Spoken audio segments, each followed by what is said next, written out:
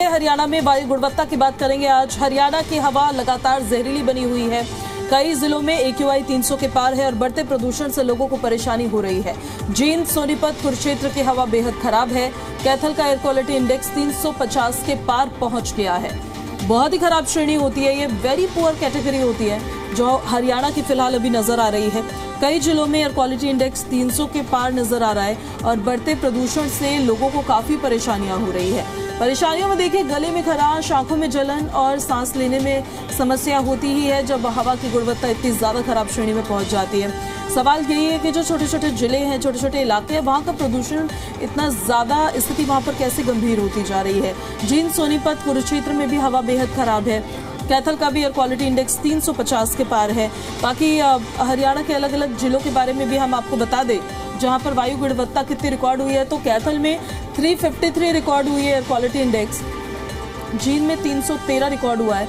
सिरसा में 286 रिकॉर्ड हुआ है। सोनीपत में 284 रिकॉर्ड हुआ है और कुरुक्षेत्र में 280 एयर क्वालिटी इंडेक्स रिकॉर्ड हुआ है। फरीदाबाद में 228 और पंचकुला में 223, अंबाला में 219 और बल्लभगढ़ में 217 एयर क्वालिटी इंडेक्स रिकॉर्ड किया गया है, जो कि बहुत ही खराब श्रेणी होती है। और ये एयर क्वालिटी एक हेल्दी इंसान के लिए भी बहुत नुकसानदायक होती है, न सिर्फ जो सेंसिटिव ग्रुप्स होते हैं उनके लिए, पर ये एयर क्वालिटी जब 200 को क्रॉस कर जाता है एयर क्वालिटी इंडेक्स, तो उसको पुअर कैटेगरी में माना जाता है, यानी कि खराब श्रेणी में माना जाता है। फिर कुछ जगहों पर 300 को भी पार कर गया है। 300 से 400 के बीच में वेरी पुअर कैटेगरी होती है। अब ये हवा देखिए, क्योंकि पराली के केसेस में तो इस बार जो कमी है वो जरूर देखी गई है, लेकिन फिर भी इतनी एयर क्वालिटी इंडेक्स खराब श्रेणी में क्यों पहुंच रहा है, इसके पीछे क्या कारण है, उसको लेकर और जानकारी आना भी बाकी है। लेकिन इस बढ़ते पोल्यूशन से लोग जरूर परेशान हो गए हैं और प्रशासन की तरफ से क्या स्टेप्स उठाए जा रहे हैं। सबसे महत्वपूर्ण तो ये हो जाता है कि अगर प्रदूषण की स्थिति है, हवा खराब है, तो प्रशासन इस पर कितने स्टेप्स उठा रहा है, कितना सजग है, कितना गंभीर है, कितनी बैठकें हो रही है इसको लेकर, क्या ऑन ग्राउंड भी डस्ट मिटिगेशन को लेकर स्टेप्स उठाए जा रहे हैं। इसके साथ साथ गाड़ियों का जो फ्यूल एमिशन होता है, क्या उसको लेकर कुछ स्टेप्स उठाए जा रहे हैं। फिलहाल कई जिले ऐसे हैं, ये केवल राजधानी दिल्ली की बात नहीं है, हरियाणा में भी प्रदूषण की स्थिति खराब ही है, खराब श्रेणी में दर्ज है। कैथल में 353 रिकॉर्ड हुआ है, जो कि बहुत ही पुअर कैटेगरी होता है और इसके तहत जो हरियाणा वासी है उनके लिए परेशानियों का सबब भी बना हुआ है। हालांकि ये स्थिति सुबह के और रात के वक्त में ज़्यादा रहती है। दिन में जैसे सूरज निकलता है तो उसके बाद मौसम थोड़ा साफ होता हुआ नजर आता है और एयर क्वालिटी इंडेक्स भी थोड़ा कम दर्ज किया जाता है। लेकिन सुबह के वक्त में मॉर्निंग वॉक के लिए, जॉगिंग के लिए, कसरत करने के लिए लोग अमूमन बाहर निकलते हैं और ऐसे वक्त में उनको ये हवा मिल रही है जिस वक्त में वो जाकर व्यायाम करना चाहते हैं, उस वक्त में उनको ये जहरीली हवा मिल रही है, तो वो कहीं ना कहीं परेशानी का सबब है।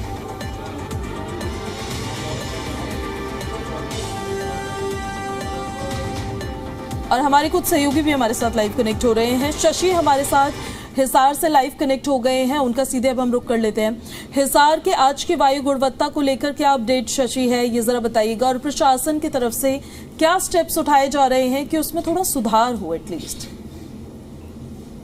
हिसार में अगर मैं आपसे बात करूं, अगर आज के AQI की भी बात करूं, तो सुबह का AQI तो वो 251 के करीब नजर आ रहा है। लेकिन ओवरऑल अगर बात करें तो पिछले 10 दिनों से जो हिसार का AQI है वो खराब श्रेणी में ही रहा है। उसमें कोई ज्यादा परिवर्तन देखने को नहीं मिला, जबकि अगर हम दिवाली के आसपास के दिन से छोड़ दें तो हिसार में जो AQI है उसको किस तरह से, उसका जो इंडेक्स है उसको खराब श्रेणी से थोड़ा बेहतर किया जा सके, उसके लिए जिला प्रशासन की तरफ से कोशिशें, इसको कहने की ज्यादा कुछ नहीं की जा रही, केवल एक नाटक की कोशिश जरूर की जा रही है।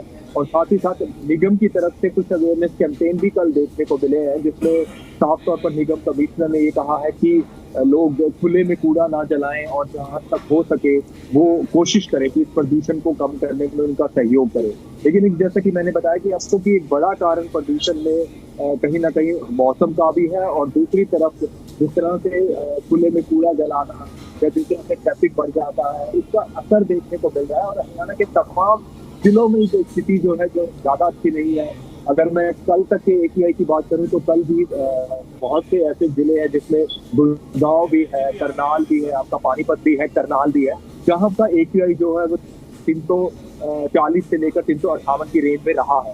तो कुल मिलाकर हरियाणा में अब जो AQI का स्तर है वो, हालांकि इतना जरूर कह सकते हैं कि पराली जलाने की घटनाएं कम हुई है, लेकिन कहीं ना कहीं फिर भी पराली का भी रोल इसमें माना जा सकता है कि जिस तरह से AQI का लेवल हर साल हरियाणा में जो होता है वो इस श्रेणी में पहुंच जाता है। और सबसे बड़ी चिंता की बात जो वो ये है कि हरियाणा के बहुत से छोटे शहर हैं जिसमें जींद है, हिसार है, उनका AQI लेवल पहले इतना खराब नहीं होता था, लेकिन अब जिस तरह से हरियाणा के तमाम जिले, और सबसे बड़ी बात तो ये भी है कि जो वर्ल्ड की टॉप लिस्ट है उसमें हरियाणा के जो 10 शहर का नाम आया है, तो कम से कम अब सरकार को सोचना होगा कि किस तरह से हम पॉल्यूशन को कंट्रोल में करें, किस तरह से पॉल्यूशन पे नियंत्रण लाए।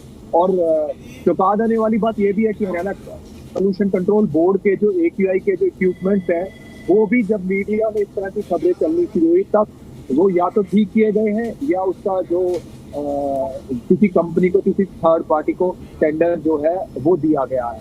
तो इस तरह की चीजें हैं कि अब हरियाणा सरकार जिस तरह से और चीजों पर खुल के बात कर रही है, पराली को किस तरह से उसका प्रबंधन करना है या किस तरह से व्हीकल्स जो है जो पोल्यूशन फैलाते हैं उनको रोकना है, तो इसके साथ साथ अब दूसरी चीजों पर भी एक ठोस पॉलिसी जो है सरकार को लेकर आनी पड़ेगी ताकि जो AQI का जो इंडेक्स है उसको कंट्रोल किया जा सके और वो कम से कम पहले के मुकाबले में थोड़ा बेहतर हो सके। शशि, हर साल अगर इस तरह की स्थिति देखने को मिलती है तो इसके पीछे फिर क्या रीजन समझ में आते हैं कि बहुत ज्यादा गंभीरता से इस विषय को अभी लेते हुए नजर नहीं आ रहे, अभी भी सोचने की स्थिति में जाना पड़ेगा, अभी तक सोचा नहीं गया है?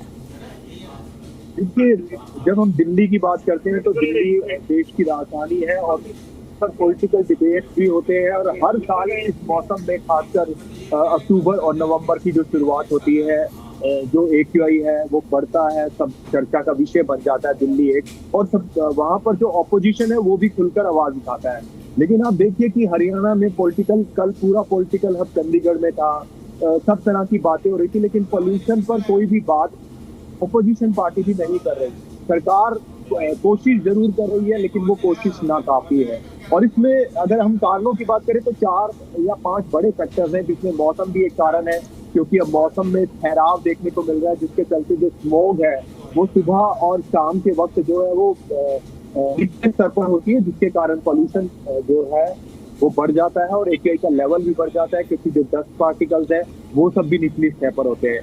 दूसरा कंस्ट्रक्शन वर्क है, डस्ट के पार्टिकल्स हैं, कंस्ट्रक्शन वर्क जहाँ पर भी होता है उन शहरों का AQI लेवल बढ़ जाता है, उसमें कहीं ना कहीं एक कारण कूड़े को खुले में जलाना, ये तमाम चीजें जो है वो देखने को मिलती है। फिर तीसरा एक कारण हम जो कह सकते हैं, जो बड़ा कारण माना जा रहा था जो पंजाब में आज भी है, जिसके कारण पराली का प्रबंधन को लेकर सरकार ने कदम उठाए हैं और कहीं ना कहीं कोशिश की है तो उसका असर भी देखने को मिला है। अगर हम पिछले 2-3 साल के आंकड़ों की बात करें तो इस साल के आंकड़े काफी नीचे हैं पराली के, लेकिन कहीं ना कहीं इसमें एक बड़ा कारण जो है वो पराली के को लेकर भी है। पराली जलाने से भी जो है वो प्रदूषण बढ़ता है और साथ ही साथ जो AQI का लेवल है वो भी खराब श्रेणी में चला जाता है। तो ये 3 या 4 कारण है जिसमें मौसम का भी एक बड़ा रीजन बन सकता है, क्योंकि पिछले कुछ दिनों से, एक सप्ताह से मौसम में जो है वो ठहराव देखने को मिल रहा है, जिसके कारण ये स्मोक की स्थिति बन रही है। लेकिन अब अच्छी खबर ये है कि हरियाणा कृषि विश्वविद्यालय मौसम विज्ञान विभाग ने आज सुबह ही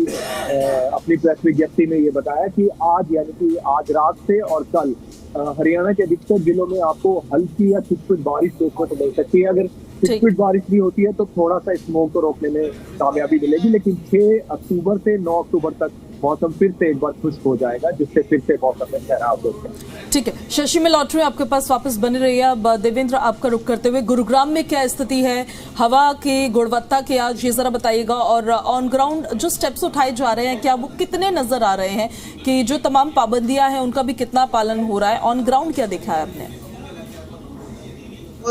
पिछले 2 दिन से निश्चित तौर पर थोड़ी सी राहत जरूर मिलती नजर आ रही है, क्योंकि हवा की जो रफ्तार है वो थोड़ी तेज हुई है और इसी के चलते जो पोल्यूशन की सफेद चादर आसमान में छाई हुई थी वो थोड़ी सी छटी जरूर है।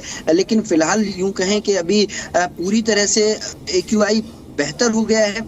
तो अभी ये मुमकिन नहीं है, क्योंकि अभी भी 200 के और 250 के पार नजर कई इलाकों में AQI आ रहा है। तो निश्चित तौर पर कहा जा सकता है लगातार बढ़ता हुआ पोल्यूशन लोगों के लिए परेशानी का सबब बना हुआ है। हालांकि प्रशासन की तरफ से जिस तरह से दावे और वादे किए गए थे कि पानी का छिड़काव किया जाएगा, अलग अलग जगहों पर जो ड्यूटीज हैं वो लगाई गई हैं, फायर ब्रिगेड की जो गाड़ियां हैं उनके मार्फत पेड़ों पर छिड़काव किया जा रहा है। सड़क किनारे मिट्टी जो है उसको वो ना उड़े वाहनों के चलते उसको वहां छिड़काव किया जा रहा है, उसको हटाने की बात कही जा रही है। अलग अलग टीमें गठित की गई है। लेकिन सबसे बड़ी बात यह है कि हर साल इस तरह से वादा किया जाता है, दावे किए जाते हैं, लेकिन तस्वीर इसी तरह की नजर आती है। और सबसे बड़ी बात यह है कि हरियाणा सरकार को सबसे ज्यादा रेवेन्यू गुरुग्राम देता है और गुरुग्राम सबसे ज्यादा मार पोल्यूशन की झेलता है। हालांकि इस साथ ये जरूर देखने को मिल रहा है कि हरियाणा के इतने जिले पोल्यूशन की चपेट में हैं, तो निश्चित तौर पर अलग अलग इलाकों में जो पोल्यूशन का स्तर बढ़ा है